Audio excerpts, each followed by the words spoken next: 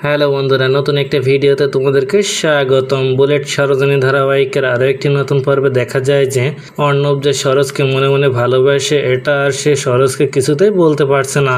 আর তাই অর্ণবের ভাই রণ অর্ণবকে বলছে তুই তাকে তোর মনের কথাটা জানানোর আগে অন্য কেউ এসে তাকে সেটা জানিয়ে দেবে, আর তখন তুই নিজের কাছে নিজেই অপরাধী বোধ মনে করবি। রণের মুখে এমন কথা শুনে অর্ণব মনে মনে সিদ্ধান্ত নেয় যা হওয়ার হবে, আজ সে যেভাবেই হোক সরোজকে প্রপোজ করবে। এদিকে নিজের বোন বাড়ি থেকে বের হয়ে চলে এসেছে রাস্তায়, আর খবর পেয়ে নিজের বোন কলিকে খুঁজতে বের হয় রণ। ওদিকে সরোজও কাজ শেষ নিজের বাড়িতে এসে ভাবছে ওই বাড়িতে কী এমন আছে যে তার বাবা মাকে যারা শেষ করে দিয়েছিল তার রহস্য আছে, সেটা আমাকে খুঁজে বের করতে হবে। আর সেই সময় অর্ণব সরোজের কাছে ফোন করে তার সাথে দেখা করতে বলে। এদিকে নিজের বোনকে খুঁজতে বের হওয়ার পথে রাস্তায় আরশির সাথে তার বয়ফ্রেন্ডকে দেখে রণ সিদ্ধান্ত নেয় সে কিছুতেই আরশিকে বিয়ে করবে না।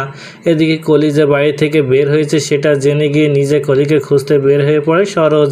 আর রণ এসে দেখে যে সরোজ তার বোনকে নিয়ে বাড়িতে ফিরছে, আর এটা দেখে মনে মনে সরোজকে ভালোবেসে ফেলে রণ।